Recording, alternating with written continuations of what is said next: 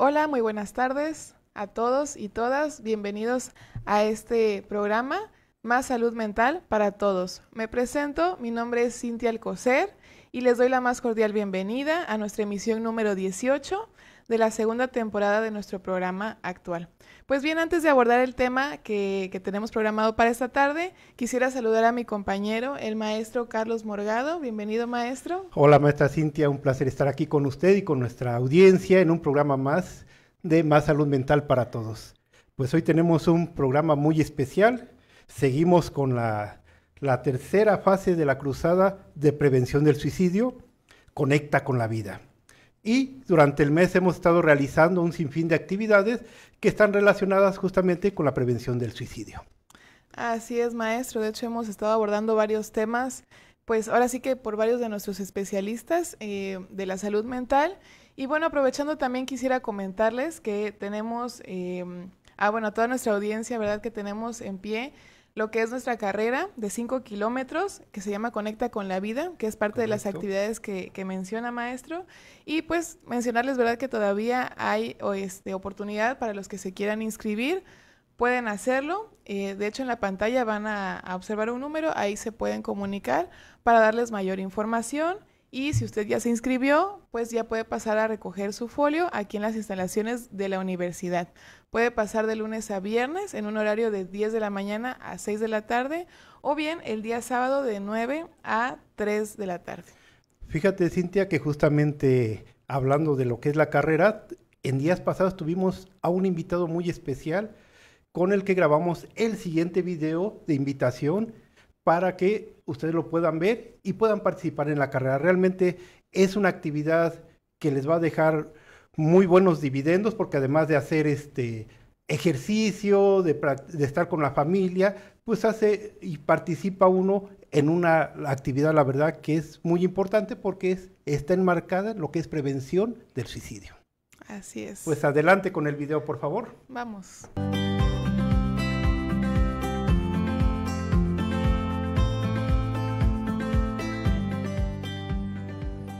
Hola, muy buenas tardes a todos. Nos encontramos en las instalaciones de Universidad IEXPRO en el marco de la segunda cruzada de prevención del suicidio, Conecta con la Vida.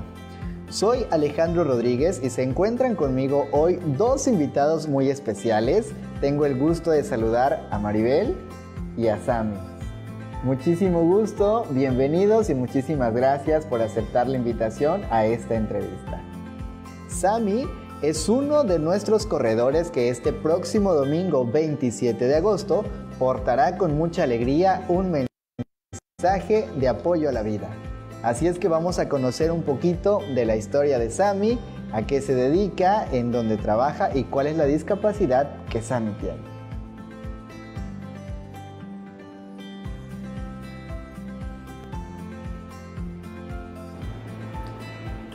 Hola, soy Sammy David. Buenas tardes, David. Soy Sammy David Lalmarín. Soy ingeniero en sistemas computacionales. Desde que nació, él es sordo.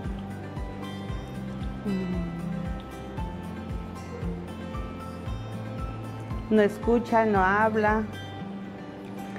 Y dice que desde chiquito él fue un poco difícil para ir aprendiendo,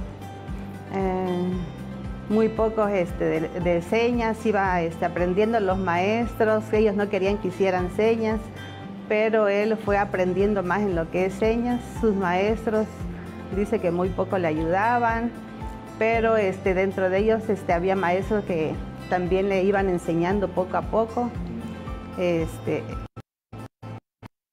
el lenguaje, y así poco a poco fue aprendiendo. Maribel, ¿cómo ha sido para usted ser mamá de dos personas con discapacidad y el adaptarse, porque hay que interpretar o saber leer también a los hijos? Pues en un principio bastante difícil el decir, el aceptar, pues, ¿no? ¿Por qué yo y por qué dos varones así? Pero gracias a Dios fui entendiendo y llegamos a terapias con psicólogos y pues nos hicieron entender y el comprender, y sobre todo me quedó muy claro en la vida que yo soy una mamá especial por tener 2 hijos especiales. Wow, qué hermosas palabras. Sin duda alguna, Sammy y Johnny tienen una gran mamá. Muchísimas felicidades por todo lo que consiguió, lo que ha conseguido. Felicidades, porque gran mamá. Confirma. Y pues bueno, en este marco de la segunda cruzada de prevención del suicidio, nuestro corredor Sammy, que con mucho orgullo va a aportar un mensaje de apoyo a la vida este 27 de agosto, tiene un mensaje que darnos. Adelante, Sammy.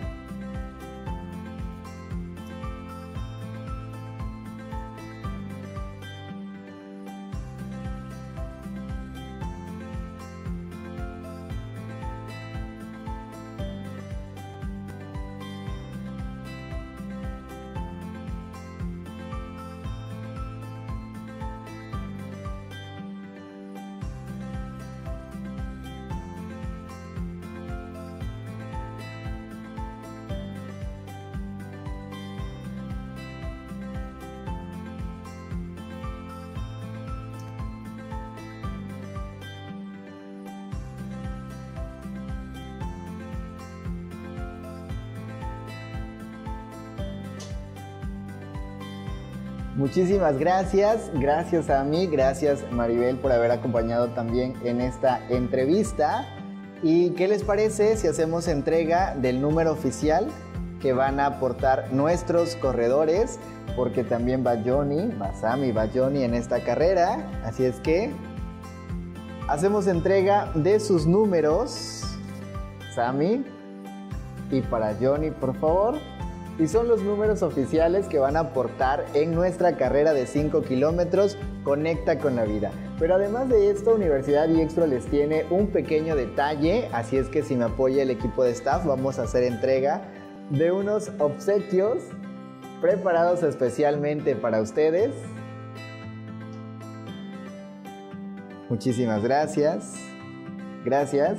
Es un obsequio de parte de Universidad IEXPRO por haberse sumado a esta gran cruzada de prevención del suicidio. Y no es todo, hay un regalito más con todo nuestro cariño de parte de Universidad IEXPRO para que puedan disfrutarlo en familia y lo puedan disfrutar en casita. Así es que muchísimas gracias por esta entrevista, gracias por el placer de su compañía, por habernos dado ese ejemplo y esa enseñanza de vida. Así es que nos vemos, Maribel y Sammy, el próximo domingo 27 de agosto en punto de las 7 de la mañana en nuestra segunda carrera de 5 kilómetros, Conecta con la Vida. Tú, al igual que Sammy, súmate a nuestra segunda gran cruzada para la prevención del suicidio. Universidad IEXPRO, Conecta con la Vida.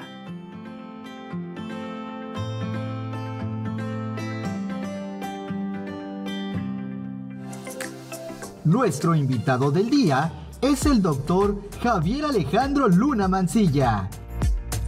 Él es licenciado en Psicología, maestro en Ciencias de la Educación y doctor en Educación. Conecta con la Vida. Bienvenidos.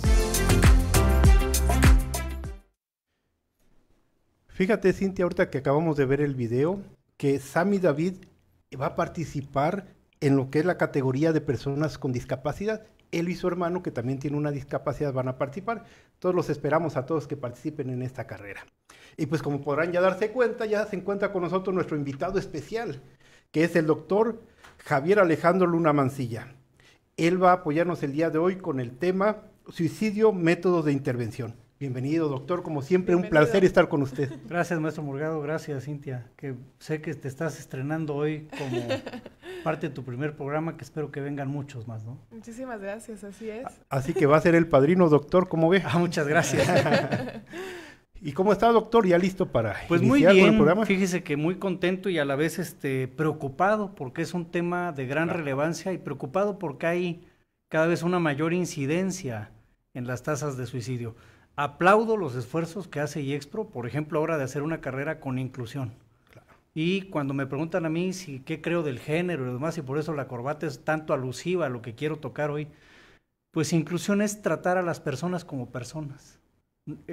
Decir persona no implica color, no implica género, no implica condición económica, no implica discapacidad, es persona. Y creo que por ahí vamos a tener un buen inicio. Excelente. Pues fíjese, doctor, pues ya está aquí el doctor con nosotros. Doctor, pues va a ser un placer estar el día de hoy con usted y queremos aprovechar al público para que mande sus preguntas, sus respuestas y comentarios para el doctor y sobre el tema, y al final de su intervención las estaremos leyendo.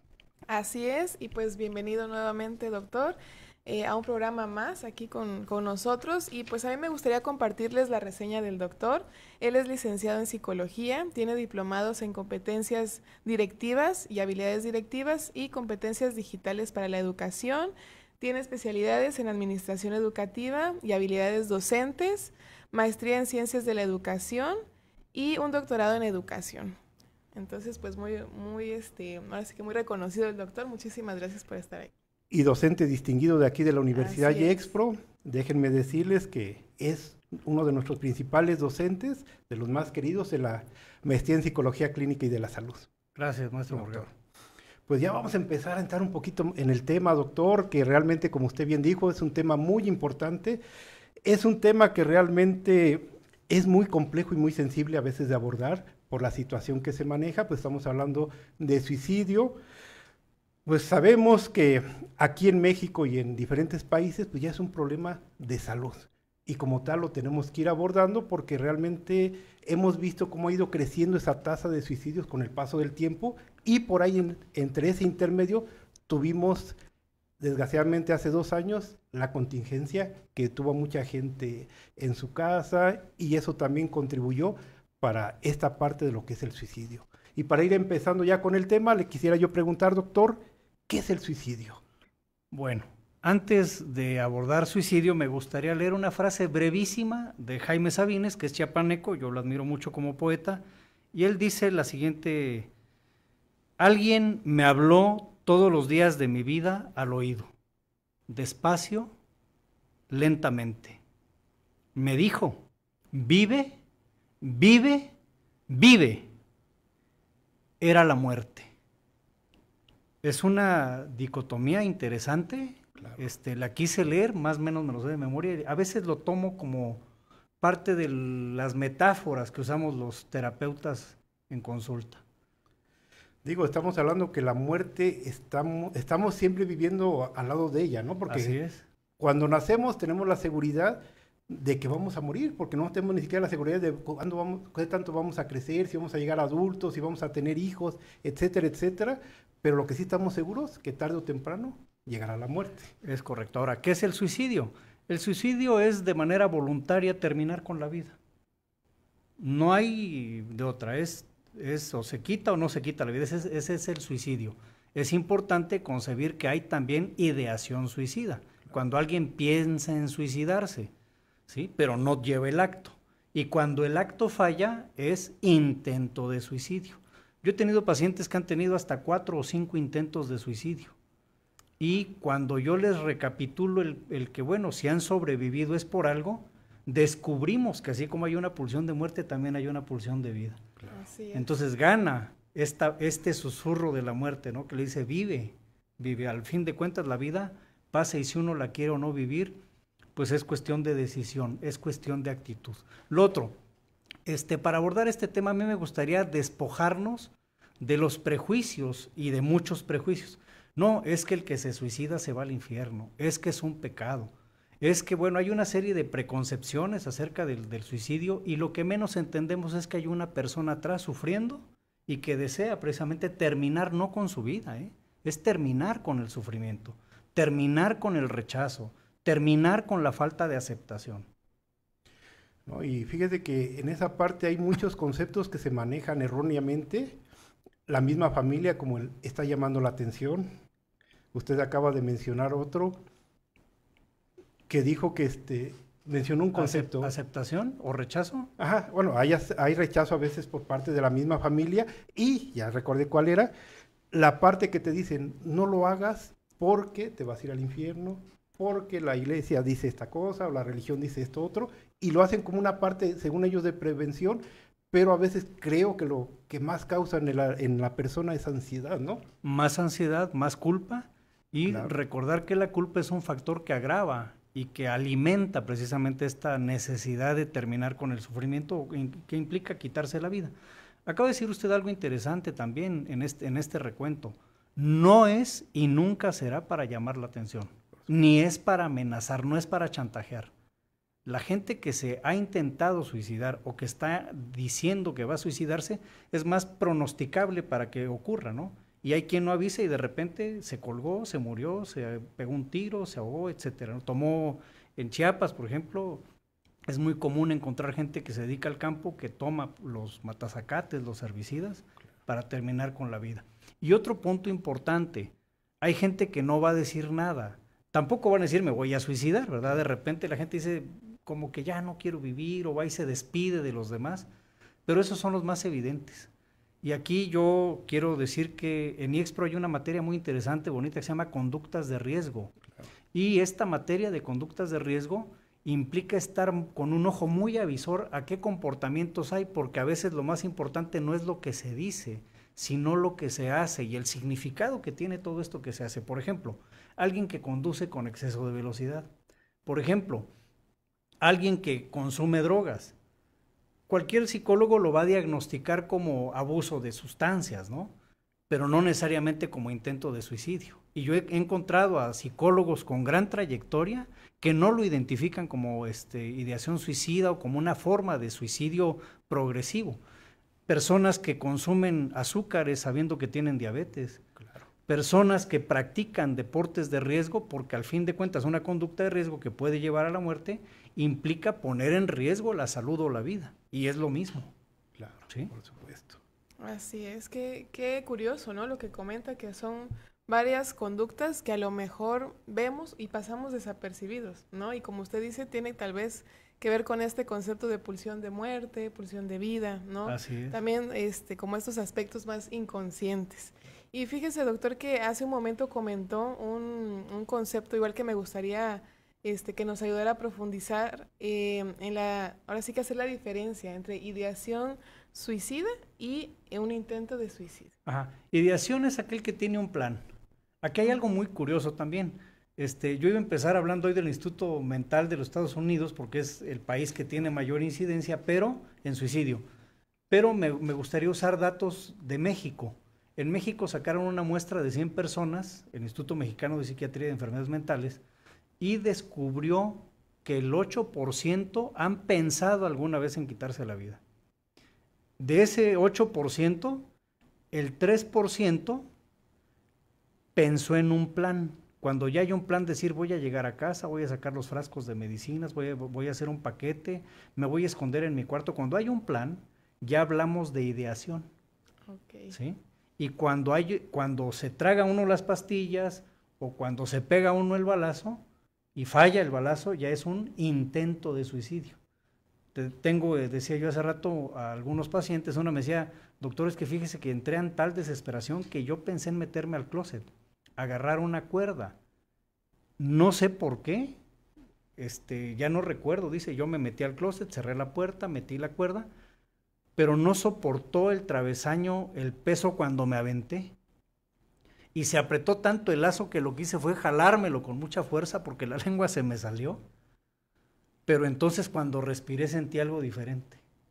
¿Sí? Algo importante también cuando nos narran esto es no juzgar. Claro. ¿Cómo vas a hacer eso? ¿No? ¿Cómo se sintieron tus papás? No, es recuperar, es decir, quise respirar. A ver, lo importante de esto no es la cuerda, no es el travesaño, es tú vives. Y por alguna razón inconsciente tal vez te fijaste en que hubiera un fallo, porque no hay accidente, lo sabemos por los actos fallidos, y vives. ¿Cómo quieres vivir? ¿Para qué quieres vivir? ¿Estás sufriendo? ¿Cómo quieres afrontar este sufrimiento? Entonces, es bien interesante porque, me regreso a la pregunta, ideación es tener la idea. Uh-huh.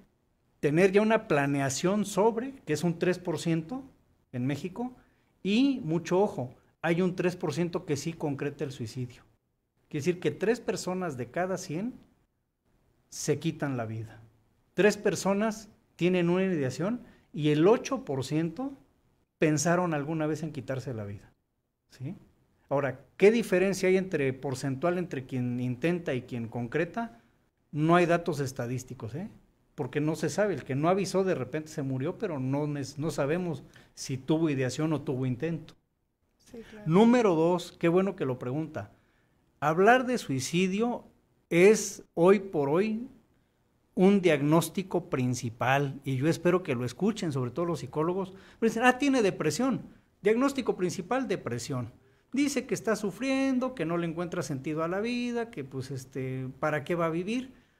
Pero no computan la ideación suicida o el riesgo de suicidio. Yo a veces prefiero poner riesgo en vez de decir ideación, intento, lo demás es riesgo. Y si hay riesgo, lo principal que se tiene que atender es el riesgo. Pensemos que una persona en un accidente se fractura el cráneo y se le rompe una pierna. No vamos a atender la fractura de la pierna. Claro. O peor, tiene una hemorragia, no tiene más fracturas, tiene una fractura en pierna, en fémur, pensemos que es una fractura grave, expuesta, sin que comprometa los vasos sanguíneos. Pero en un golpe interno tiene una hemorragia interna. No vamos a atender la fractura porque se nos muere. Entonces, tenemos que entender que el suicidio es un diagnóstico principal. Tenemos que entender que si hay depresión, que es la comorbilidad más alta, o esto es la enfermedad asociada mental en la que mayor se da el suicidio, pues tenemos que priorizar el suicidio, que tienen tratamientos diferentes. Las depresiones son tratamientos a largo plazo siempre, y el suicidio es con terapia breve o con terapias de emergencia o terapias de atención rápida, de acompañamiento y lo demás. Ya más adelante hablaremos de ello. Excelente. Claro, no, pues muy interesante, doctor.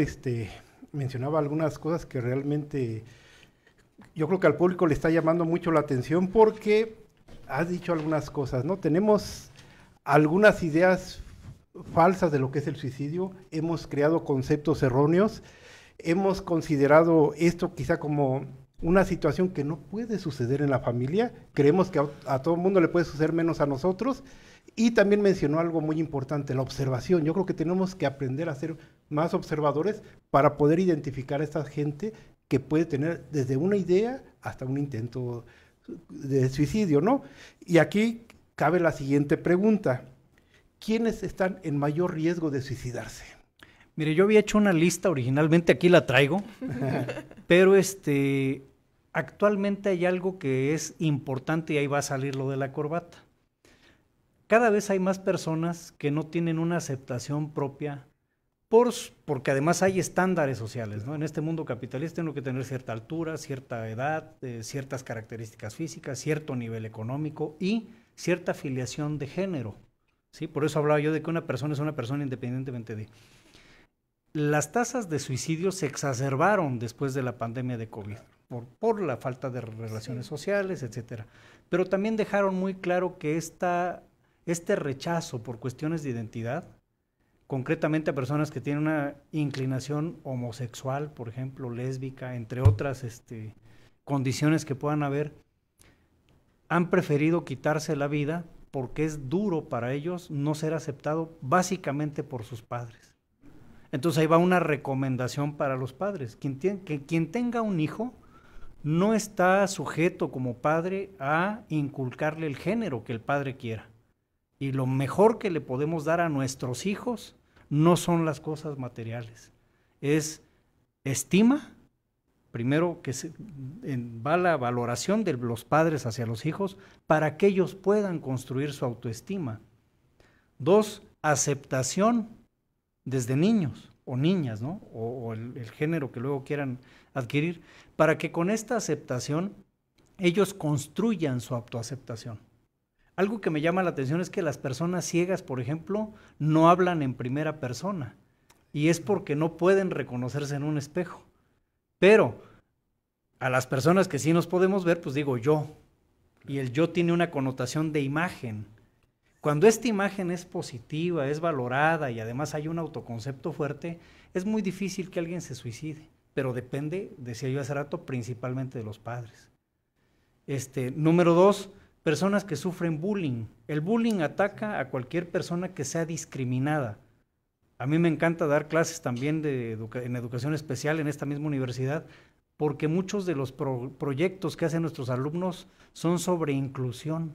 Y la inclusión implica que todas las personas de una comunidad sean aceptadas, respetadas y valoradas. Entonces, mire qué interesante se vuelve. Esa es una condición. Insisto, tener alguna cuestión en donde mi estima está baja, no hay aceptación, no hay reconocimiento, porque además desde mi familia está el rechazo. Número 2, personas con bullying. Y ahora sí voy a recurrir a mi lista. Bueno, ya no veo de lejos, pero más o menos me acuerdo. Personas con morbilidad más alta, con depresión, ya lo dije. Claro. La segunda más alta es con ansiedad y depresión. La tercera más alta es con trastornos psicosomáticos. Esto es una persona que tiene alguna idea de que tiene una enfermedad, aquella que está somatizando por estrés, ¿sí? Y que está rebasada por las fuerzas externas, va a buscar un alivio, decía yo hace rato, y puede ser que esté pensando en suicidarse o intente suicidarse o se suicide y concrete el quitarse la vida. Qué interesante, doctor. O sea, lo que debemos de hacer como padres de familia, y quizá me pueda yo incluir, es dejar a un lado esos estándares mal entendidos, ¿no? Sí, y aceptar a nuestros hijos como son, vivirlos como son, y de nuestros hijos podemos aprender muchísimo, ¿sí? Entonces es abrirnos a la experiencia. Y bueno, es decir, yo no soy padre, yo no tengo hijos por esto, ¿no? Bueno, aceptemos a las personas en la condición que sean, ¿sí? Las valoremos, las apreciemos.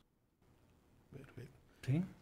Me quedo con dos conceptos muy importantes de lo que acaba de mencionar el doctor, que sería desechar estándares e incluir, ¿no? E incluir. ¿En dónde hay estigmas, por ejemplo, con esta aceptación?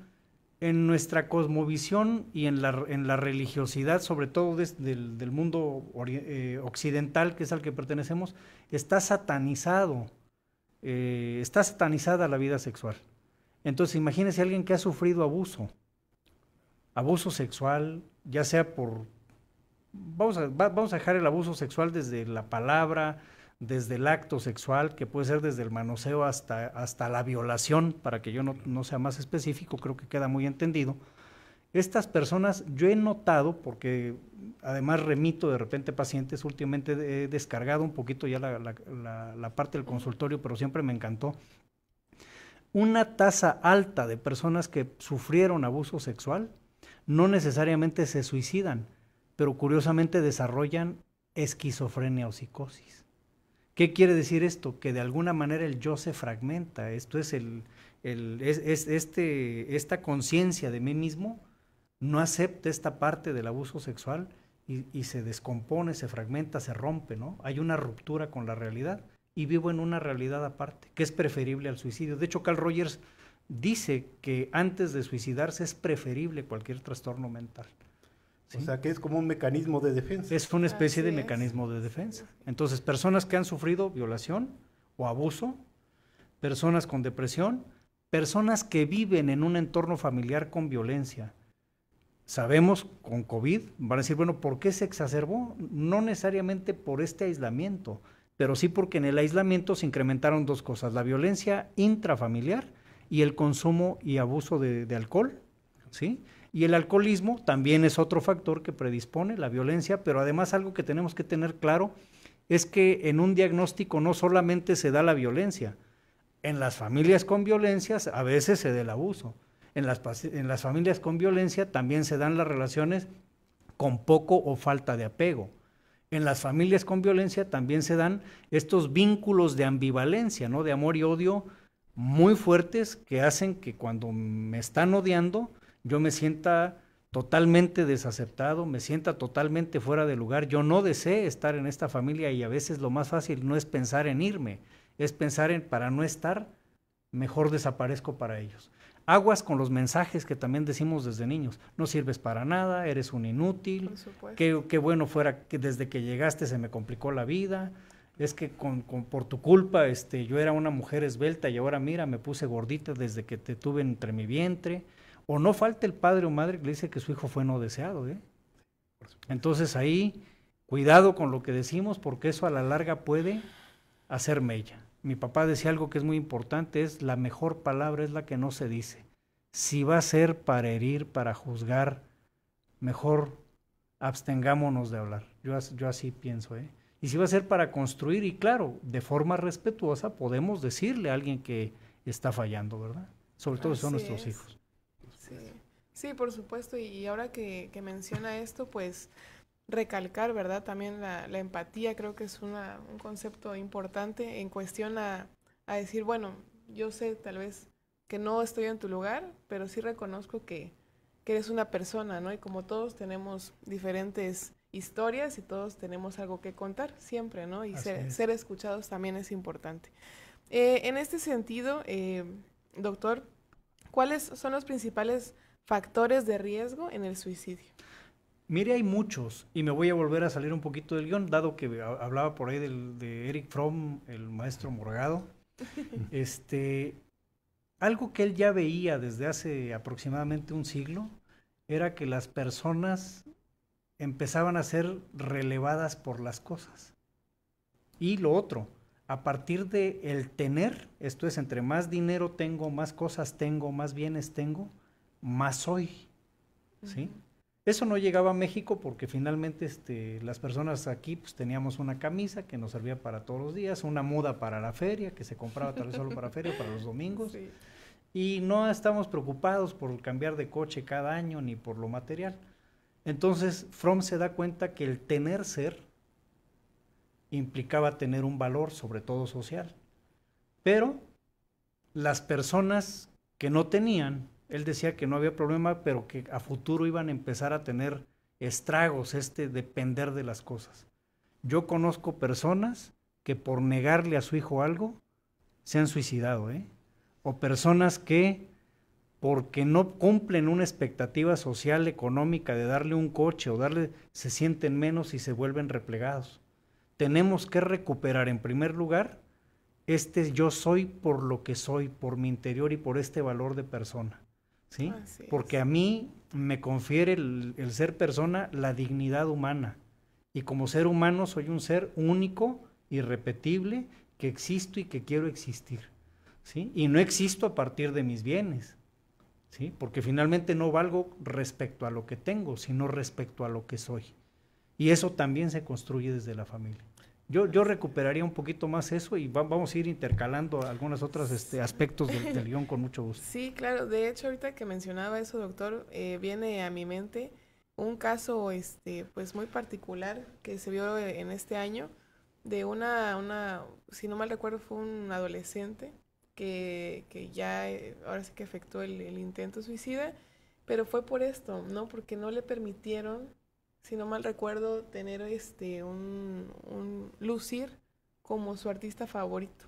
Y fue esa nota que dejó a los papás, que porque no le dejaron lucir como sí, su artista. Enteré, es el de Pepe, ¿no? Ajá, sí. Exactamente, y pues llegó al acto, ¿no? Y se consumó.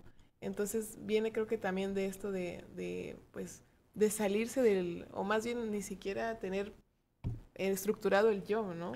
Sino que verme en el otro, verme en otra expectativa, y al verme limitado, pues recurrió a eso. Así es. Ahora fíjese bien qué interesante lo que dice. Volvemos otra vez a la estructura familiar. Así es. En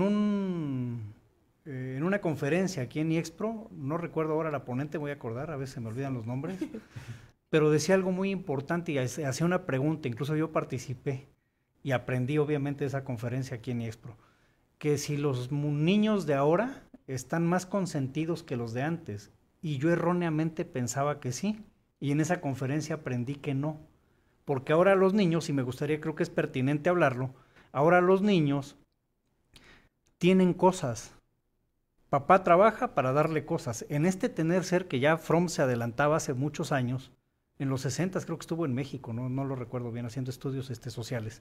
Sí. Es bien interesante porque no estaba el capitalismo en un apogeo como hay ahora. Ahora lo importante es que la cajita feliz la tenga, pero si es semanal mejor porque cada semana cambian el muñequito, ¿no? Si va a ir a ver Barbie, que vaya de rosa, porque si no va de rosa es como no haber ido. Entonces hay una serie de constructos sociales de tener ser, pero me regreso a la idea de la imagen y me regreso a la conferencia.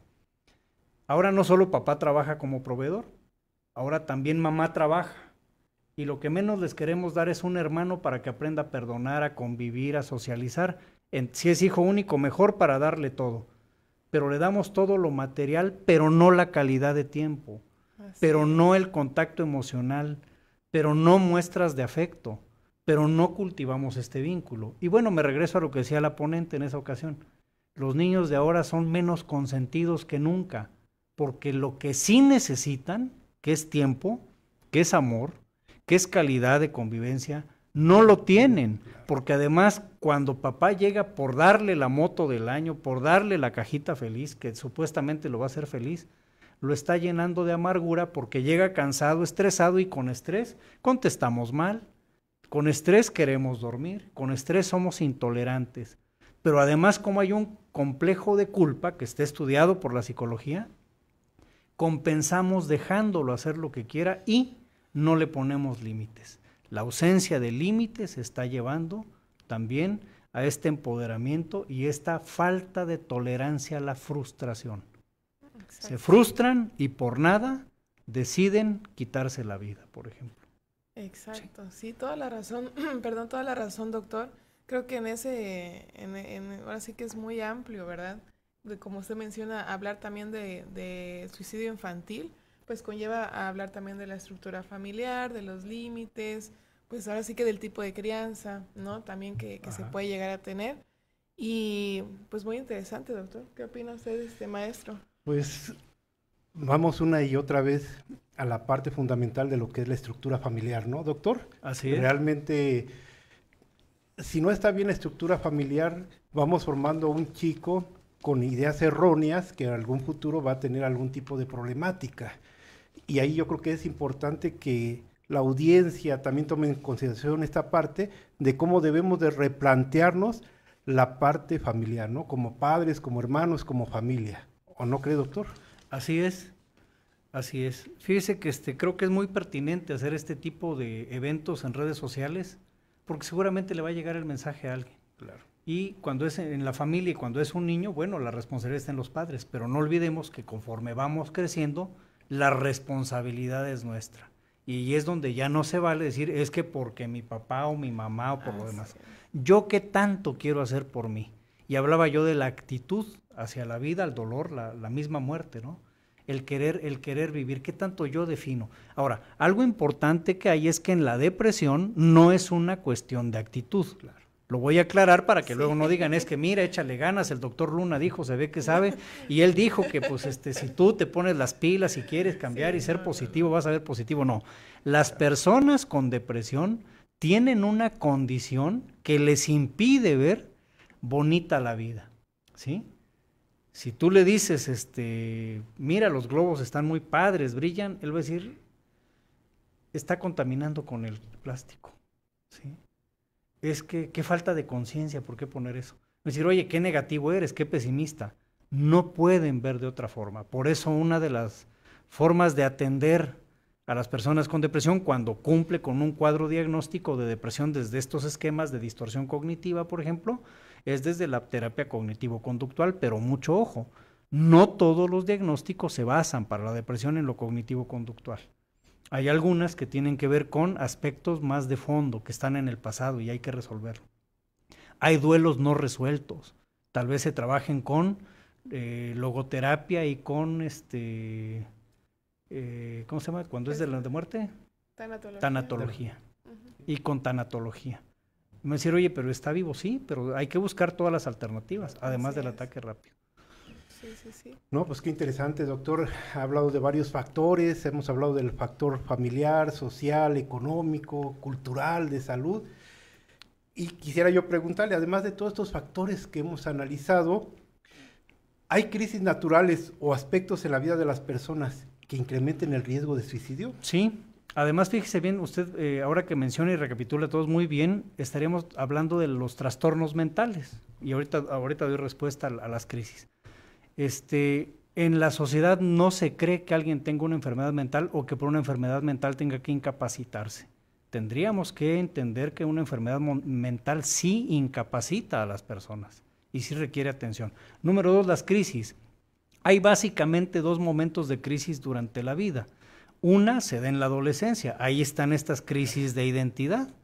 Y caray, y si resulto que tengo caracteres sexuales primarios de hombre, pero siento que soy una mujer en un cuerpo de hombre, o si soy hombre y dominante, pero me gustan los hombres y yo tengo una afiliación o una inclinación o una preferencia o como le quieran llamar hacia los hombres, entonces, ¿qué va a pasar conmigo?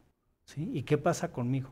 Antes de afrontar y decirle a mis padres, que finalmente no tendríamos por qué decirlo, ahí tendrían ellos que asumir que pueden ser aceptados o podemos aceptar a nuestros hijos en esta condición, pues esa es una crisis importante que está implicando que algunas personas se quiten la vida. No olvidemos que socialmente y culturalmente hay bastantes prejuicios, no solo para ello, para muchas otras cosas que no construyen. Yo he visto inundado en el Facebook que Dios creó a las familias, hombre y mujer, y pues en ese caso Dios creó el universo y creó. No voy a hablar ahora necesariamente de la afiliación de género, pero sí me gustaría decir algo que me dijo un alumno hace muchos años, más o menos 25 años en una universidad. Me dice que le preguntaron, el papá va con su hijo, le dice, oye papá, Dios hace todo perfecto, ¿verdad? Claro, hijo. Oye, ¿y por qué hay jorobados?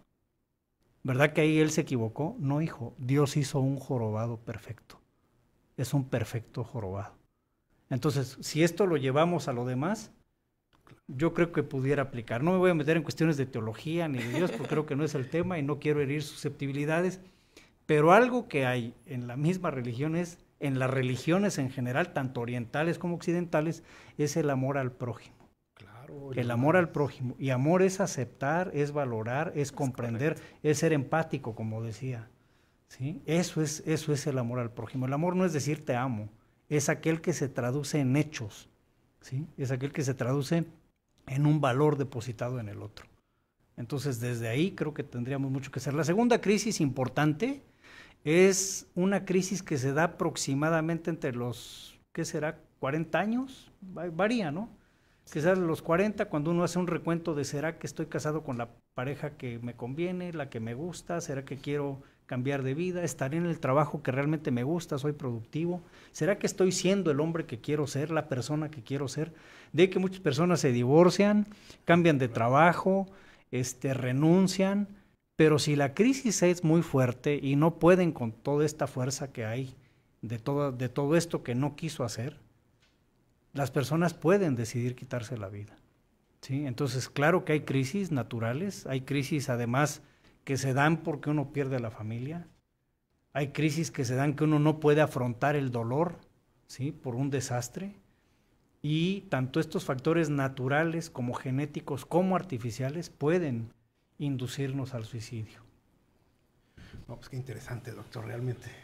Realmente sí, como le decimos, hay mucha tela de dónde cortar, ¿no? Principalmente, dijera usted, maestro, yo me quedo ahorita con el concepto del capitalismo, cómo esto nos ha abundado y tal vez años atrás pues no se veía tanto, sí estaba, ¿no? Pero de otra forma o en otra percepción, y ahora, como bien dice, pues los lazos tal vez se hacen más largos, ¿no? Las estructuras van cambiando, hay procesos también que nos tocan vivir, que antes tal vez no eran, y que ahora sí tenemos que pues aprender a confrontar, ¿no?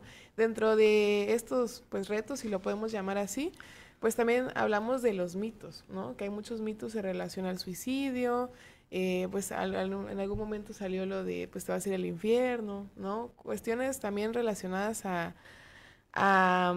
que las personas lo hacen por un chantaje, ¿no? En las famosas relaciones tóxicas que le dicen, ¿sabes qué? Si no estás conmigo, pues me voy a matar, ¿no? Y bueno, en ese sentido, doctor, ¿usted cree que las personas que amenazan con suicidarse lo hacen para llamar la atención? No, decíamos hace rato al principio que no lo hacen para llamar la atención, y mucho ojo, no hay una regla, ¿eh? Claro. A mí me cuestionaba muy seriamente un grupo hace tiempo y me decían, doctor, es que usted le está dando mucha importancia al suicidio. Era el caso de una persona que tenía un trastorno hipocondriaco, ahora se conoce como ansiedad por enfermedad que puede ser grave y hay que definir cuál.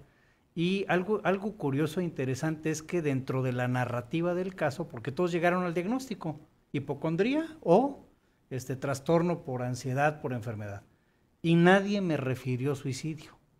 porque dice, es que amenazó con que iba a saltar de la ventana. Y incluso me pidieron una retroalimentación y vi que pusieron 1 o 2 expertos en el panel donde me estaban cuestionando vía Meet.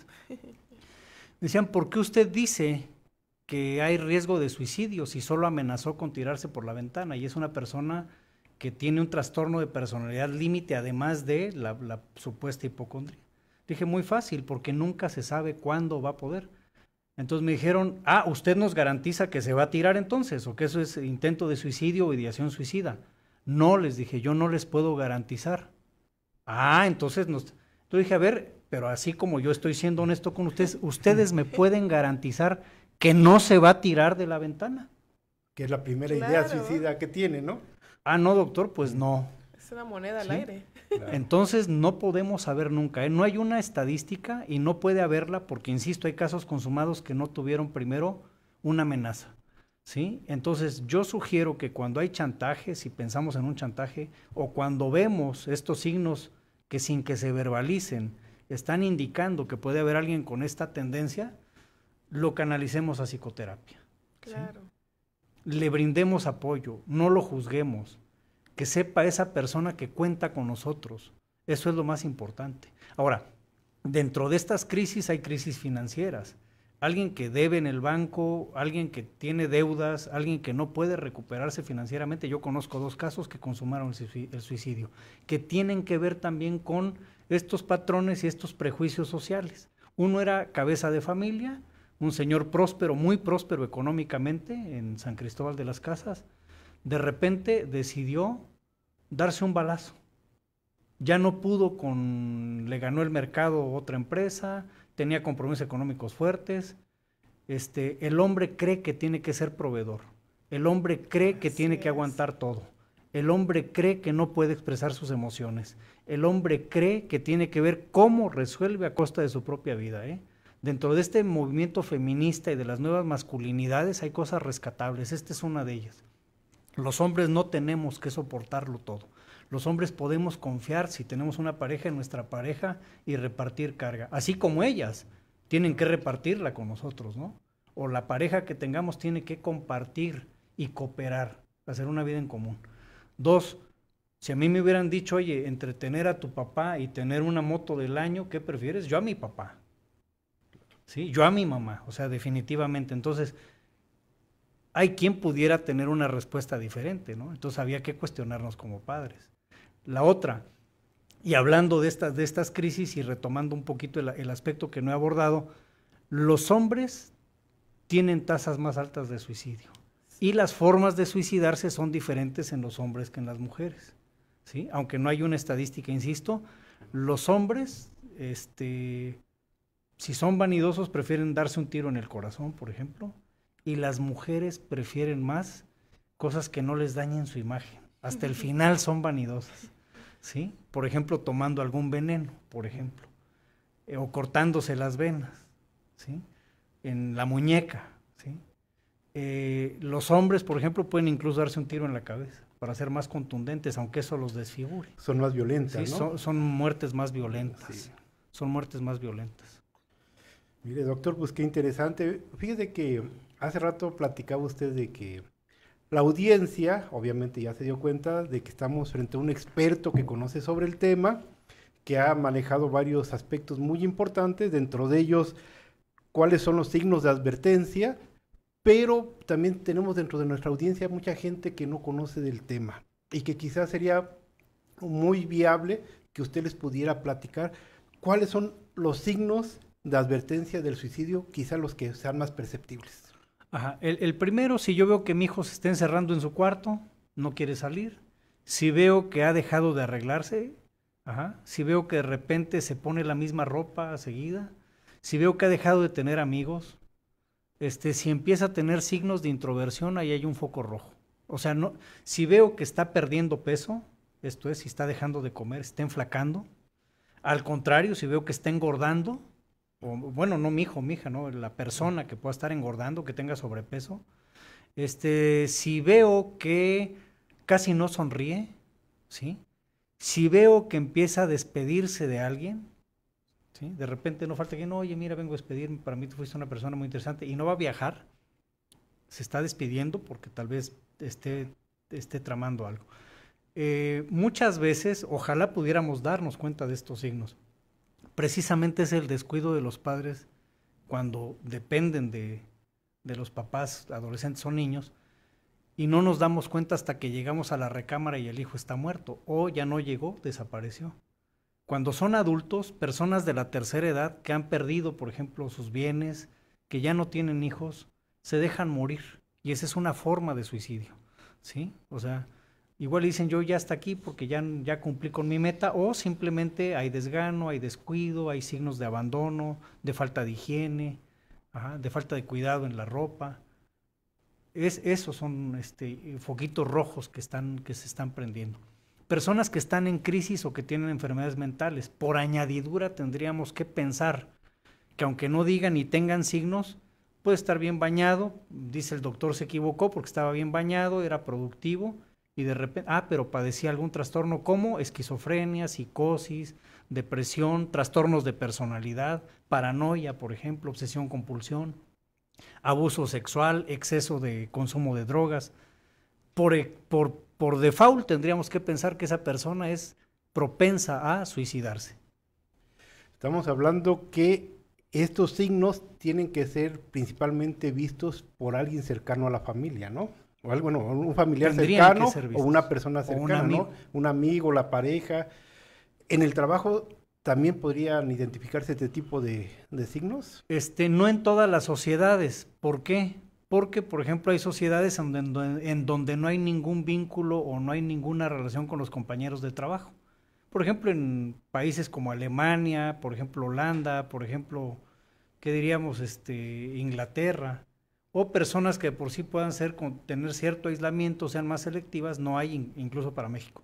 En México sería un poquito más fácil porque nos llevamos con todos. Claro. ¿Sí? Nos vemos para ir a echar unos taquitos en la esquina a la hora de la comida o el desayuno. Se me hace que ya nos vio aquí en la Yexpro.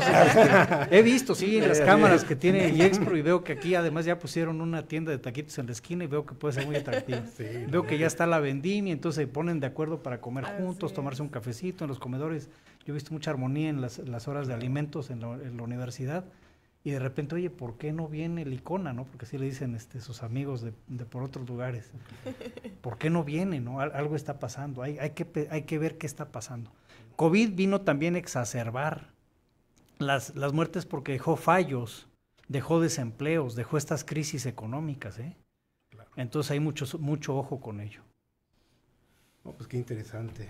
Sí, la verdad que sí, ahora sí que como usted dice, doctor, creo que son signos, ¿no?, que podemos observar, y que, como decíamos hace un momento, pues pasamos desapercibidos, ¿no?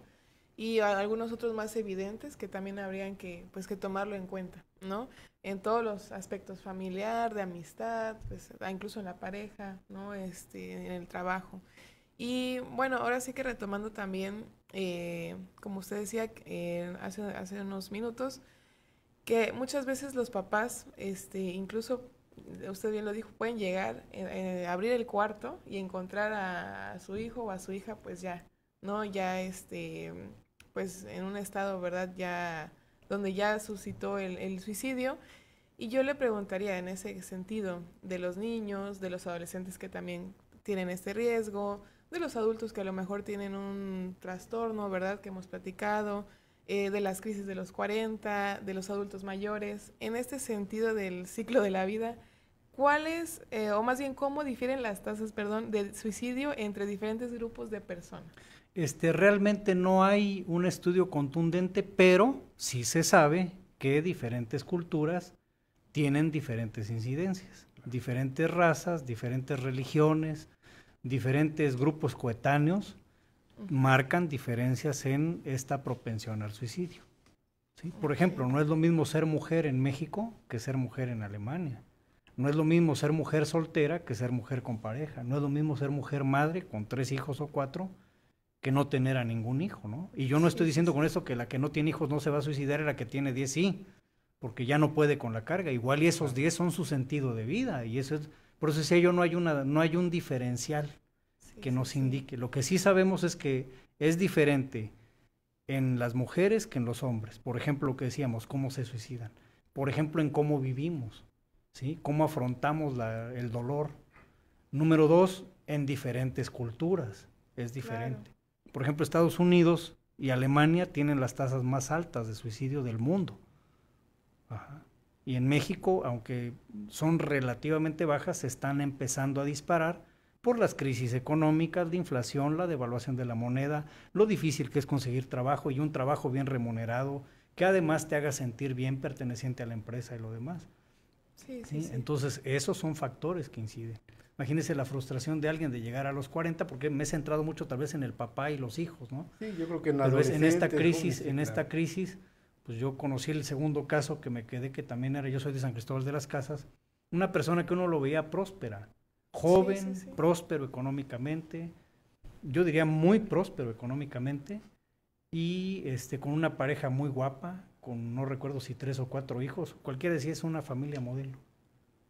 Hizo por ahí algunas tranzas económicas, no pudo con el paquete, no llegó tal vez a los 40 años, se pegó un tiro en el corazón y murió.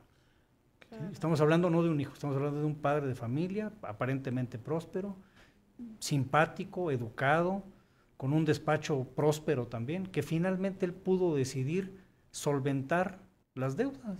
Decirle a sus clientes, ¿sabes qué? Pues no puedo con esto, voy a poder poco a poco, pero o dame un plan, hagamos un plan de pago y salgamos de esto. Decidió quitarse la vida, perdón. Claro.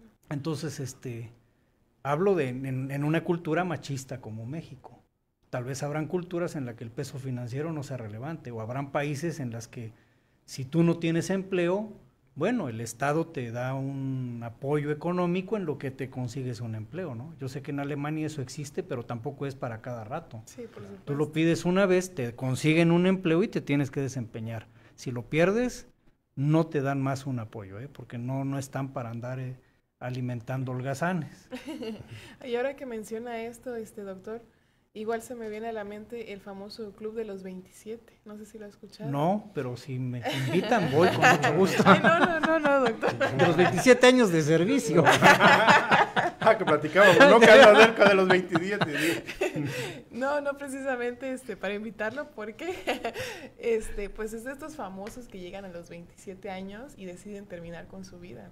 Hay cierta relación ahí de artistas, por ejemplo, Amy Winehouse, que fue una artista reconocida en su momento, pasó por varios procesos de drogadicción, pues ahora sí que problemas personales fuertes, y llegando a los 27 años, pues decidió terminar con su vida, y así como ella, varios artistas más. Ha sido como un fenómeno que le han llamado el Club de los 27. Club de los 27. Y se me viene a la mente por estas crisis, ¿no? Que precisamente nos replanteamos, digo, yo también tengo esa edad y pues llega a un momento donde dices, lo estoy haciendo bien, ¿qué estoy haciendo con mi vida?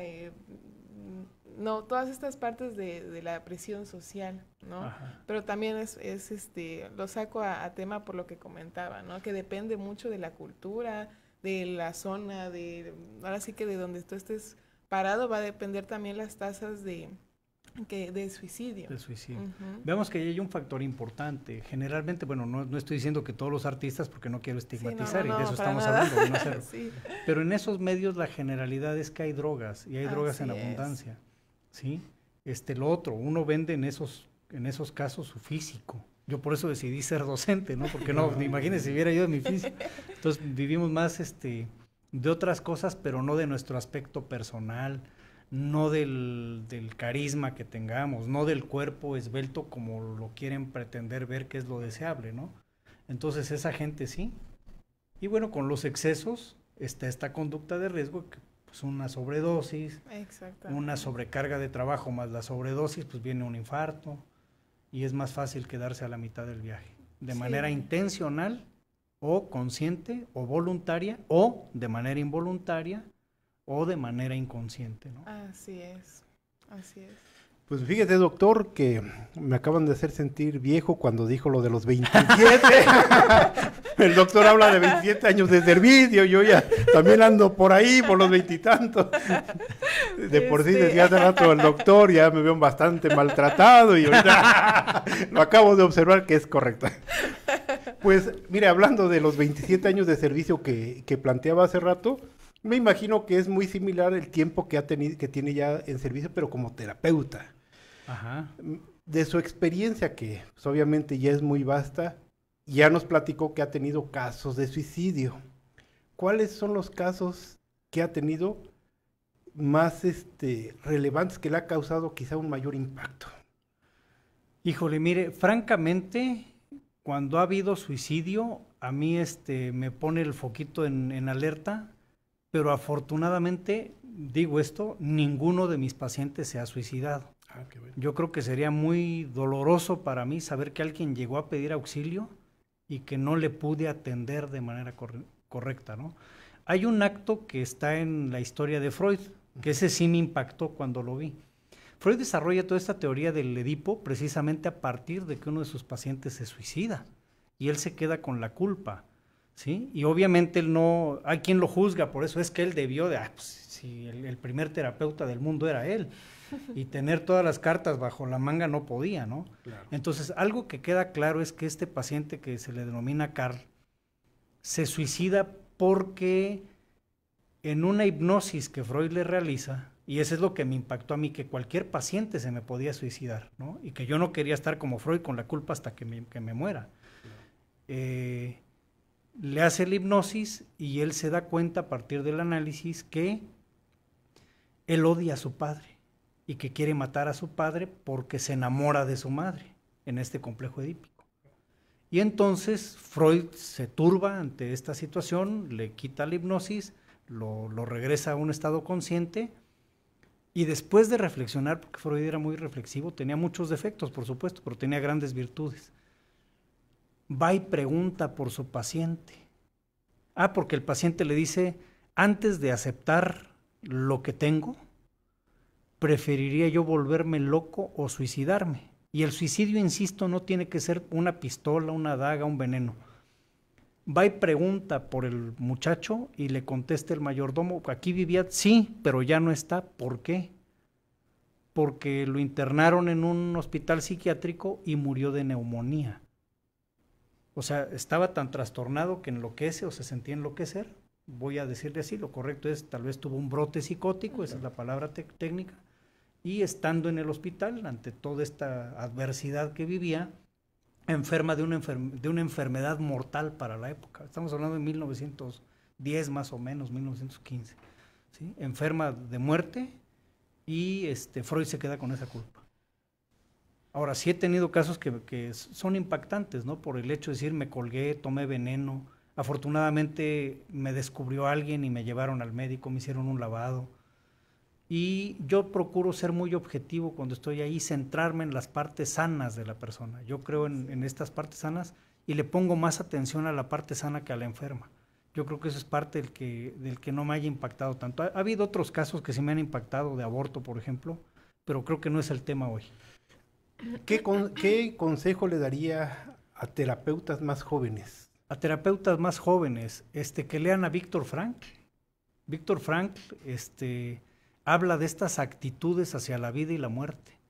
Cuando todo está en contra, como Viktor Frankl vivía en un campo de concentración, estuvo en un campo de concentración y salió avante sin comida, sin dinero, perdiendo a su familia, en una crisis de guerra, en una crisis en donde incluso físicamente él llegó a pesar, no sé, tal vez 30 kilos, ¿sí? En donde había que salir a caminar para trabajar, y gracias a que trabajaba había un sentido al trabajo.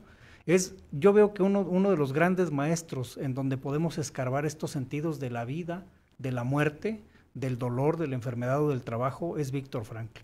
Y suprasentido es de los pocos psicólogos que hablan de esta comunión con Dios desde el inconsciente, ¿sí? Y ojo, no era teólogo él, pero sí sabía que había un suprasentido, que había algo superior, sin que fuera necesariamente un viejito que nos anda vigilando a ver en qué nos equivocamos, ¿no? Claro.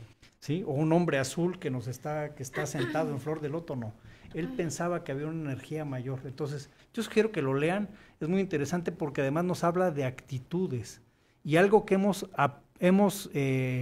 yo aprendí a partir de leer y que alguien me lo recordó como psicólogo en algún momento, fue que hay valores, y entre estos valores están el dar y el recibir. que yo sepa dar, pero también recibir cuando alguien quiere darme algo. Los valores de creación y recreación. Vivimos en un mundo tan agitado que ya no vemos un pájaro, ya no escuchamos un pájaro, ya no vemos una flor, ya no vemos, ¿sí?, a las personas a los ojos, y hay que recuperar esto. Ya nuestras vacaciones son para diversión, y diversión es todo incluido, y todo incluido es estar tomando trago en la alberca. Espérate, eso no son vacaciones. Tal vez pudiera ser parte de un liberar una olla de presión un día, ¿no? Pero no es un estilo de vida. Tu estilo de vida tiene que ser contemplar un atardecer, ver las nubes, respirar, decir, ah, caray, estoy vivo, porque estar vivo es un milagro, ¿sí? Imagínense las probabilidades. Estuve viendo las dimensiones del universo hace poco. La Tierra, más o menos del tamaño de Venus. Júpiter, no sé cuántas tierras entran, no me acuerdo del dato exacto, pero entra igual 90 veces, ¿no? En el Sol entran creo que 600 tierras, pero el Sol es una mínima estrella respecto a las demás estrellas del universo. Me acuerdo de algunos nombres como Rigel, Aldebarán, por ejemplo, que son infinitamente más grandes. Los cientos de miles de millones de años luz que hay de una estrella a otra. Pero hay algo en esta tierra que se llama vida, y a lo que menos valoramos es la vida. La vida, y cuando hablo de vida, no solo hablo de la vida consciente del ser humano, hablo de la vida de los animales y de las plantas. No apreciamos la vida, no le damos un valor real a la vida, y esto se está traduciendo en que hay gente que se le hace fácil quitarse la vida. Somos un milagro viviente, y tenemos que asumirnos como tal. Decía yo hace rato, somos únicos, irrepetibles. Había una frase existencialista que dice que lo que tú dejas de hacer, se deja de hacer para siempre. Y en estas posibilidades en donde hay una tierra que decía el Hubble cuando se dio vuelta, si no estoy malo, ¿sí? Que somos una motita de polvo, lo dice Carl Sagan, en el universo cuando se dio la vuelta. No somos nada, ¿no?, con respecto al universo, pero somos mucho más que eso, y ahí es donde podemos trascender, para volvernos después tal vez una motita de polvo cósmico, como dicen algunos, o parte de nuestro organismo. Pero esta energía pensante y que puede decidir cómo vivir y para qué vivir, creo que sí lo deja muy claro Viktor Frankl. Además, leer bibliografía, mi recomendación para los terapeutas es leer toda la bibliografía que puedan, porque la muerte ha sido un tema que abordan muchos psicólogos, por ejemplo los psicoanalistas. Sí. Leer tanatología. Y de plano estudiarse la maestría en IEXPRO, si quieren tener más tablas para que puedan comprender. Desde la segunda materia con conductas de riesgo, ¿no, doctor? Claro, ahí van a encontrar muchos tips, por supuesto que sí. Excelente, doctor. Pues qué bonito, la verdad qué bonito todo lo que ha mencionado. De hecho, yo aquí estoy tomando mis apuntes, me siento como en una clase. Así me encanta platicar, sí. Muy ameno, y realmente, pues como usted dice, tomar en cuenta, retomando, ¿verdad?, lo que se puede hacer dentro de un proceso, pues retomar las actitudes, enfocarse en la parte sana, ¿no?, como bien decía, en las cualidades del paciente, ahora sí que en rescatar, tal vez en aquello a lo que se pueda aferrar, ¿no?, y como bien dice, también apreciar y valorar la vida, no Así solamente es. La mía, sino a quien yo veo, a quien yo puedo palpar, a quien yo puedo estar en contacto, la naturaleza, los animales, etcétera, ¿no? Esa parte me queda como muy en claro. Y pues también, ahora sí que en este sentido del terapeuta, yo le preguntaría, doctor, ¿cuál es el papel del psicoterapeuta en el acompañamiento de un paciente suicida? Ajá. Mire, yo sugiero que el terapeuta no necesariamente sea el primero que diga, no, cualquier cosa llámame, y si necesitas algo llámame a mí. Acompañar no quiere decir que vamos a estar abiertos 24 horas, 7 días de los 7 días de la semana, los 35 días del año. ¿Sí? Es decirle, oye, ¿tienes alguien de extrema confianza que me puedas dar su número para pedirle que si tú entras en una crisis, parecido a lo que pasa con Alcohólicos Anónimos, tú le llames? Yo quiero que tú me des tu palabra, por ejemplo, que le vas a llamar si entras en una crisis, para que esa persona de su confianza lo acompañe. Si de plano no hay, porque estamos hablando, insisto, de una terapia de emergencia. Sí. No estamos hablando de una terapia psicoanalítica, ni de logoterapia, ni de tanatología. Estamos hablando de esas como técnicas y modelos complementarios a esta terapia de emergencia, esta terapia de primeros auxilios o a esta terapia de crisis, ¿sí? Que tiene toda una metodología muy precisa. Sí. Entonces si no hay quien te acompañe, yo te acompaño. Y nosotros tendríamos que ver que sí le dejemos los canales abiertos. Y si no, no nos comprometamos. O sea, no le voy a decir, me puedes llamar y luego me va a hablar y no me encuentra, ¿no? O me vas a llamar de tal Sí, a tal hora. A tal hora, no. ¿Sí? Entonces es si lo vamos a acompañar siempre y cuando haya un compromiso también para dejar la dependencia. En terapia no fomentamos la dependencia, en terapia fomentamos la autonomía y fortalecemos al yo. Estoy viendo diferentes modelos terapéuticos, varios, y todos concluyen en que lo importante es el yo. Se crea o no se crea en el yo, ¿verdad? Porque hay quien le llama ego, hay quien no le llama ego, hay quien le llama a sí mismo, hay quien le llama self. Como le quieran llamar, lo importante es fortalecer a la persona en su capacidad de vivir en el presente, en esta capacidad consciente de ser y estar. Y me regreso a la frasita del existencialismo de hace rato, que ya no la concluí porque me perdí en el cosmos, ¿no? Lo que tú no haces hoy, nadie lo puede hacer nunca en toda la eternidad. Y cuando digo, ah, caray, eso me lleva a la responsabilidad de que tal vez tenga una misión. Entonces, empezarle a devolver eso a la persona es importante. Y ojo, si hay depresión, tiene que haber un médico de cabecera apoyando con lo que corresponda, desde ansiolíticos hasta antidepresivos o la prescripción que hay. Si no hay un trabajo de equipo, es muy difícil un pronóstico favorable. Entonces el psicólogo hará su parte de acompañar o de remitir con alguien que acompañe, si además hay un compromiso para continuar la terapia. Claro. Cuando es de emergencia no se cita semanal, yo procuro citar quincenal a mis pacientes, pero si son emergencias lo puedo citar 2 o 3 veces por semana. Hay quien probablemente diga diario para tener un seguimiento perfecto, dependiendo qué tan crítico esté el caso. Número 2, en la medida que vemos que va superándose emocionalmente, vamos aplazando las terapias. Sí. ¿Sí? En la medida en que el psiquiatra va viendo que funciona el medicamento, hará los ajustes de dosis, ¿sí? Por ejemplo, también. Entonces, si hay además, hay quien requiere un alivio espiritual, recurrir a algún guía espiritual, algún sacerdote, está recomendado apoyarse en estas personas religiosas, ¿sí? Lo importante es garantizar precisamente la vida y buscar todos los recursos para preservar la vida, que es lo más valioso, como decíamos hace rato. Así es, incluso, perdón, sí. incluso ahorita también pensé en este pacto que se hace de como el contrato de la vida, ¿no? Sí. Tú me prometes o hacemos un pacto de que no, de aquí a la próxima sesión nosotros nos tenemos que ver, ¿no? Qué bueno que lo hace evidente porque efectivamente sí se llama, es un contrato. Así es. ¿Sabes qué? Tú me prometes y si pasa algo me llamas, o si pasa algo le llamas a tu amigo. Si de plano no te contesta, entonces ya puedes recurrir a mí. Pero no los podemos dejar solos. A mí me ha llamado la atención cómo cuando los médicos hacían juramento hipocrático era para estar pendiente de sus pacientes. Usted le habla ahora a un pediatra, le habla a un internista, le habla a un médico y te dicen, no, yo me levanto a las 10 de la mañana después de que me informan que ya llegó el primer paciente, yo llego tarde para variar y eso no es herético. Y no solamente esto va para los médicos, va para los médicos, los psicólogos, incluso los veterinarios, porque tenemos un compromiso con la salud de nuestros pacientes. Y cuando hay enfermedades, dolor, es malestar, y nosotros asistimos para que este dolor se elimine y para que esta enfermedad se vaya y para que este malestar se vaya. Y a veces tenemos que sí, estar abiertos a que nos toquen a las 3 de la mañana. Hay una emergencia, hay que atender. Eso es lo ético y eso es lo correcto y eso es lo que tendríamos que estar haciendo.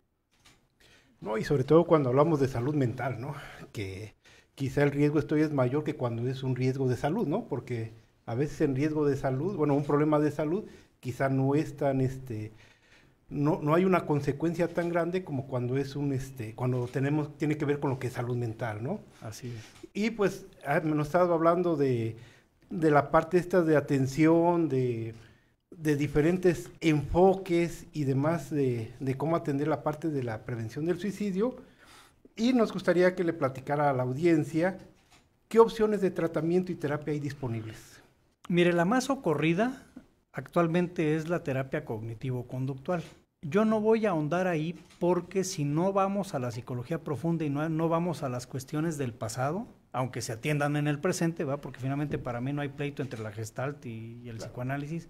El pleito lo agarró Freud con Peirce o Peirce con Freud, sí. Pero las corrientes incluso son bastante compatibles. Sí. Tal vez epistémicamente hablando no, pero en los conceptos y postulados sí, y lo podemos discutir en otra ocasión. Pero bueno, es ver qué terapia se ajusta al paciente. Si es con cognitivo-conductualidad resultado, vamos bien.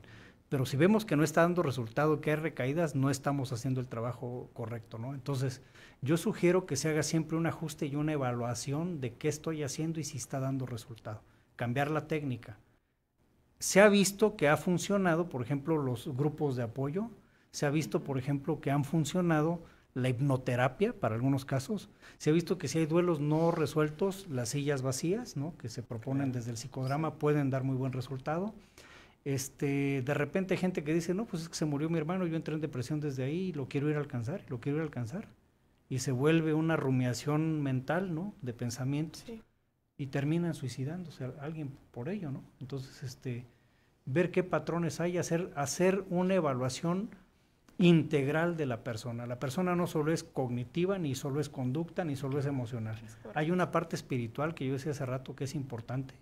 Desde lo biológico, a mí me encanta la teoría de Lázaro, por ejemplo, en el 70 habla de ver cómo podía haber un sistema multimodal para que evaluara todos los aspectos en lo corporal, lo físico, alimentación, sueño, nutrición, necesidades fisiológicas, agua, respiración, sexuales, por supuesto. En la parte mental, que implicaba la personalidad, que implica las emociones, que implica, sí, lo cognitivo. ¿Qué está pasando? Lo cognitivo-conductual no se mete a personalidad, por ejemplo. Ajá, como su nombre lo indica, es cognición. Sí, sí. Entonces, ¿qué está pasando con esta parte de la personalidad? Ajá, en la parte de lo social, ¿qué está pasando con el grupo primario, la familia? Y no solo es mi hijo, a ver, mi padre ya está grande de edad, se está encerrando mucho. Ahora tal vez yo como hijo tengo que ver, él está en una crisis. En nuestra sociedad, y por la pregunta que me hice hace rato, si hay sesgos, pues sí, en México un viejo no sirve, es una carga. Claro. En culturas orientales un viejo es valorado por su experiencia, claro, sí, por toda la vida que nos puede compartir y que nos puede evitar cometer errores con esto que él ha vivido, ¿no? Más todo lo acumulado en conocimientos, imagínense, es maravilloso todo lo que nos puede aportar una persona de la tercera edad. Pero bueno, recurrir a todas las técnicas que pudieran haber, y yo me regreso mucho a la actitud, ¿sí?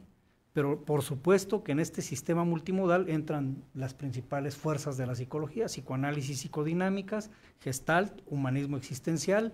Por ejemplo, Fritz Perls es uno de los máximos exponentes del existencialismo gestáltico, y Rogers y las corrientes humanistas de los equipos rogerianos, por ejemplo, no desde el existencialismo, sino desde el valor de la persona. Otras corrientes más nuevas, por ejemplo, son las cognitivos conductuales, y no olvidar ver terapias de atención rápida y terapias breves o enfoques breves. Esto es, que se centran en un objetivo, ¿sí? Y a toda costa ver ese objetivo y no desviarnos en lo demás. Estaba hablando de hacer una evaluación constante. Ahorita seguramente tenemos alumnos de la maestría que empiezan a tener su primer contacto como terapeutas. Seguramente tendrán la duda, ¿cada cuánto tengo que hacer esa evaluación? A cada rato, y en cada sesión, y en un seguimiento continuo. Joseph Zinker, por ejemplo, habla la Gestalt habla del ciclo de experiencia. Y uno de los máximos exponentes y de los pocos que hablan de revisar el proceso, para que le denomina Joseph Zinker el experimento.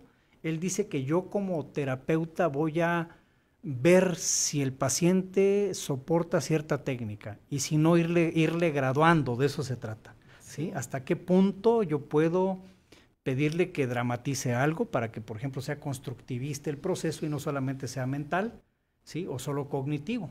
En tanto lo representa, pues él puede arriesgarse más y va a integrarlo de mejor manera, ¿no? Pero entonces yo voy a ir graduando mi experimento para ver hasta dónde puede dar de sí mi paciente o mi cliente en el momento. Pero también voy a ver después de una sesión, de 2 sesiones, a ver, ¿me está dando resultado o tengo recaídas? ¿O sigue igual o sí? ¿Sí? Y lo otro, no descartemos los enfoques de terapia familiar. A veces es la familia la que sostiene el síntoma. No es una cuestión intrapsíquica, es una cuestión es relacional. Es una cuestión relacional. Entonces había que estar muy cuidadosos. Si no me está dando resultado la terapia individual, vámonos a terapia familiar, y si no está en mis manos, canalizo, remito o hago la remisión, porque se está saliendo de mis manos porque no le estoy dando el servicio que me están pidiendo. Por supuesto. El modelo sistémico. En un modelo sistémico, Sí, que es sí, el que integra, por ejemplo, lo estructural, que es el que integra lo estratégico, es el modelo narrativo, y las terapias postmodernas es el modelo sistémico. Exactamente. Excelente. Pues ahora sí que ya retomando todo esto y en conjunto con las preguntas que ya hemos tomado aquí, yo le preguntaría, doctor, ¿en dónde podemos encontrar apoyo entonces para esta atención y pues prevención también del suicidio aquí en México? En México hay una línea telefónica, la tengo aquí anotada, es un 01800, pues usted le pone suicidio, igual encuentra como. Si de plano creen que no pueden pagarle al terapeuta o que no van a tener el tiempo, que ya urge porque igual es un fin de semana y no hay alguien, pueden recurrir, ojalá que se pueda anotar por allí, la línea de vida. Así se llama, línea de la vida, Sí, es el la línea de la vida. 800-911-2000. O consultar el sitio web de coronavirus, por ejemplo, en donde van a encontrar información sobre salud. Por supuesto que también en Capuy hay una atención permanente, en IEXPRO se cuenta con el Centro de Atención Psicológica y hasta donde yo sé, se hace un estudio para que el servicio no se le niegue a alguien por cuestión económica. Así Esto es es, correcto. si la persona puede pagar uno, paga uno, y si la persona puede pagar 100, paga 100. Pero el servicio está abierto para todos. De hecho, yo comulgo con esa filosofía y el servicio es para todas las personas. Y bueno, yo en algún momento incluso practiqué trueque. Yo te doy 1 hora de terapia, tú me das una canastita de pan porque es lo que produces, ¿no? Es que soy panadero y la verdad no me ha ido muy bien.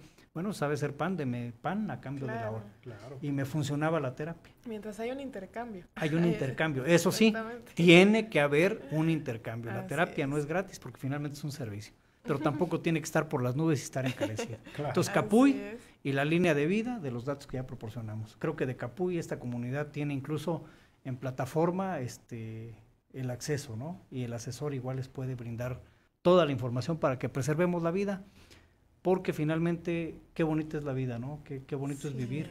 Y algo, antes que se me vaya a olvidar, ojo, no porque yo dije que la vida es bonita, todo el tiempo estamos felices y todo el tiempo nos va bien y hay abundancia, no.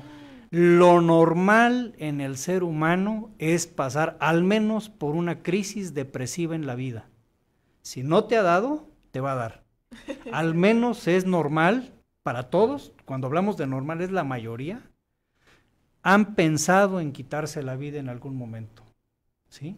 Y si siguen vivos es porque se han sobrepuesto, es porque hay una fortaleza interna que les dice quiero vivir. Ajá. Entonces nos echemos para adelante y pensemos que si hay crisis toquemos puertas, pero es importante estar vivos. No, pues qué interesante, doctor, y pues seguramente ya nuestra audiencia está ávido de que leamos sus preguntas, sus comentarios. Entonces tenemos por aquí algunas, si nos hace favor de pasarlas para que...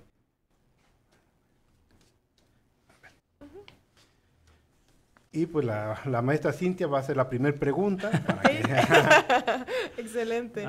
Bueno, a ver, aquí nos comenta Enrique Ballinas, dice, ¿cuál es la importancia de las políticas públicas en materia de prevención del suicidio? Híjole, mire, desgraciadamente la política pública, cuando hay una necesidad pública social, que eso es una política pública, se transmite o se convierte en una política social o una política de gobierno. Desgraciadamente en México se le ha dado poca importancia a las necesidades sociales en términos de salud mental y en términos de suicidio. Qué bueno que hay una línea de atención, por supuesto, pero eso no resuelve las cuestiones de fondo. Si la cuestión de fondo es una crisis financiera por inflación, las tasas de desempleo se están incrementando en México, las tasas de inflación se están incrementando en México, los ajustes salariales no dan para cumplir muchas veces ni las necesidades básicas en 90 millones de habitantes que tiene el país. Entonces, pues alguien puede decir, no tengo condiciones, pues prefiero morirme. Entonces, no, en Chiapas, desafortunadamente, hay un solo centro de salud para atención psiquiátrica y, ojo, el suicidio es una cuestión de salud mental, ¿sí? Hay pocos psiquiatras en México, si no estoy mal, en Chiapas hay 190 para toda la población del estado. Eso es lo que dice la estadística, yo la pongo en tela de juicio, porque además no hay 190 hospitales que yo sepa en el estado con un psiquiatra competente. Y ni siquiera hay uno por municipio. Ni siquiera hay uno por municipio y tenemos más o menos 112 municipios, una cosa así porque ya habían variado, ¿no? 118 porque luego varían. Igual hay 119 porque uno a punto de independizarse. No hay 118, 19 psiquiatras en el estado. Tal vez haya 1 o 2 en cada cabecera municipal de los municipios más importantes. Tuxtla, Tapachula, Comitán, San Cristóbal. Y párale de contar. No hay ningún psiquiatra y no hay médicos, ni siquiera para la atención física, en algunas comunidades alejadas. ¿Sí? No hay casas de salud comunitaria. Chiapas también tiene sus cuestiones, ¿no? Por ejemplo, las concentraciones y dispersiones de población, pues hay en rancherías, de repente ranchería a ranchería y 5 horas de camino, entonces no va a ir un médico por esa cantidad. No hay, hasta donde yo sepa, de estas caravanas de salud, psiquiatras competentes y peor todavía, si los hubieran, no hay abastos de medicinas para la depresión, que es la comorbilidad mayor, porque además una caja para solo ansiedad severa o depresión está aproximadamente en, ¿qué les gusta? 1,000 pesos mensuales, pensemos en algo barato, sí. Una caja, sí. Y no hay abasto. Es decir, que si tengo depresión y me la diagnostican, no necesariamente voy a tener el abasto de medicina. Otro punto importante, hace más o menos 3 años remití un paciente porque veía yo que era una crisis severa y le dieron consulta hasta 3 meses. O sea, sí te agendo, pero en 3 meses o 4, esa es la agenda que tiene el Estado. En casos severos como esquizofrenia en Chiapas, a la gente la están remitiendo o van al estado vecino que es Tabasco y ahí le dicen, oye, pero eres chiapaneco, regrésate, oye, pues viene en crisis, viene en el carro, hay que atenderlo. Y a veces los aceptan. Entonces, esta política pública no se está convirtiendo en una política social ni en una política de atención para las personas que lo necesitan. Algo que he criticado severamente yo en Chiapas es esto. Al psiquiatra Cortés Manjarrés se le debe la creación del centro psiquiátrico porque tenía una cercanía con el gobernador en turno en ese entonces. Afortunadamente él pugnó por los enfermos mentales en el estado y se logró este centro de atención que fundamentalmente trabaja con consulta externa en Chiapas. En México ocurre lo mismo con la comorbilidad que se infló, pues los datos que tenemos de estudios de la ONU, Organización de Naciones Unidas, son desalentadores. El retroceso que tiene México es de 11 años en salud general. ¿Sí? En salud mental. En salud mental, si no teníamos con esto menos. Ya no digamos para educación y lo demás. Qué complicado. No, sí. María Fabiola Madariaga, nos dice, ¿cómo fomentar la salud mental desde la niñez para evitar el suicidio a futuro? Le sugiero que lea un poquito a Virginia Satir. Dice que cuando a un niño se le rompe una jarra, en muchas familias lo primero dicen, ¿cómo rompiste la jarra? El niño va introyectando que es más importante una cosa que él, que la persona. La forma que sugiere ella es trabajar la autoestima, y lo dice de una manera tan bonita. Si tú le dices al niño, ¿estás bien? ¿Te lastimaste? No te preocupes, ¿sabes qué? Te puedes cortar, yo lo levanto. ¿Sí? En ese momento él dice, ah, caray, yo valgo más que la jarra, ¿no? Por ejemplo, ¿no? Sí. Qué bonito. Sí, no, claro. Ahora sí que estructurando esta parte de la autoestima que mencionábamos. Bien, Brenda Ramos comenta, ¿qué incidencia puede haber en familias donde existe un miembro con alguna discapacidad? Lo decía yo hace rato, la incidencia en primer lugar puede ser mayor para la persona que tiene la discapacidad. Los datos estadísticos, si no mal recuerdo, los mencioné al principio y si no, lo comento, de las personas que padecen trastornos es del 60%. O sea, tiene una probabilidad mayor de sí suicidarse si hay algún trastorno o discapacidad que una persona que tenga ciertos grados de salud. Ahora, cada discapacidad también es distinta, ¿verdad? Porque hablar de discapacidad, si alguien tiene parálisis cerebral, pues no va a poder atentar nunca contra su vida. Y alguien que pudiera tener otra condición, es probable que sí, dependiendo de la condición y del trato que se le esté dando en la familia. Así es. Acordémonos que no hay un dato fehaciente que diga, si tienes un hecho. No, si tiene y es aceptado, es valorado, es querido, se socializa, etcétera, seguramente no va a pasar por ningún miembro de la familia tener esta tendencia. Vaya. Volvemos a la inclusión, ¿no? Volvemos a incluido. Rickbel Manzano dice, ¿se puede considerar el suicidio como un trastorno mental? Es un trastorno mental, claro. Y está asociado a otros trastornos también mentales que merecen toda la atención. ¿Cómo? Insistimos, trastornos de personalidad, depresión, ansiedad en niveles graves. ¿Sí? Perfecto. Excelente. Ok, Mariana Macuset menciona, ¿cómo se debe hablar con los niños del suicidio cuando preguntan al respecto? ¿Cómo se puede hablar? ¿Cómo se debe hablar con los niños del suicidio cuando preguntan al respecto? Ajá, decirles que es cuando alguien ha decidido quitarse la vida. El niño va a decir, ¿y cómo se quita la vida? Ah, pues hay muchas formas, ¿no? Dependiendo de la edad, va a ser el grado de profundidad y de explicación que podemos darle. ¿Sí? No puedo dar una respuesta contundente porque va a depender, insisto. Sí, de la edad. Para un niño, por ejemplo, morir es irse para no volver, pero no sabe que la persona no volverá nunca, ¿no? Claro. Es irse Claro, para no claro. volver. O le causa angustia a determinadas edades la muerte, porque no se quieren morir. Es más, te van a decir, ¿verdad que no me voy a morir? Tú no te vas a morir, Sí. pero no saben qué es, saben que desapareciste para siempre, pero tal vez estás en otro lado. Ujú. Ok.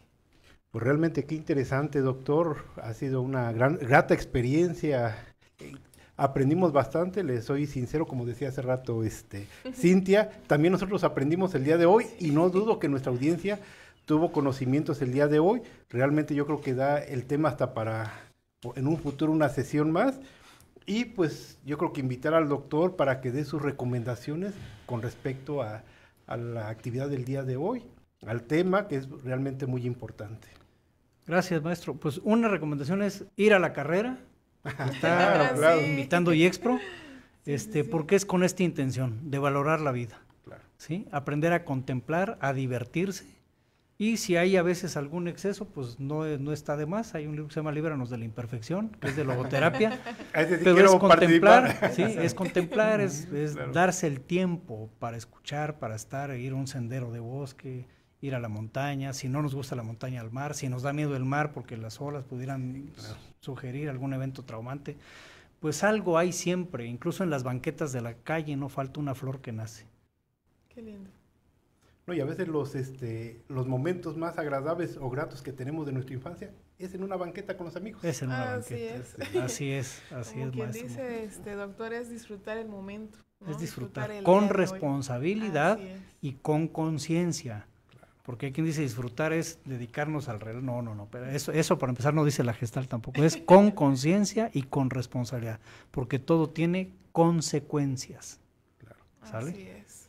Pues bueno, Excelente, pues ahora sí que pues le damos las gracias, doctor. A ustedes muchas gracias. Muchísimas gracias por acompañarnos y pues le queremos hacer entrega de un diploma. A ver, maestro, le hacemos entrega del diploma por su valiosa participación como ponente en el tema suicidio, métodos de intervención y factores de riesgo dentro del marco de la Segunda Cruzada de Prevención del Suicidio Conecta con la Vida, realizado en las instalaciones de la Universidad IEXPRO en Tuxtla Gutiérrez, Chiapas, el día 22 de agosto de 2023.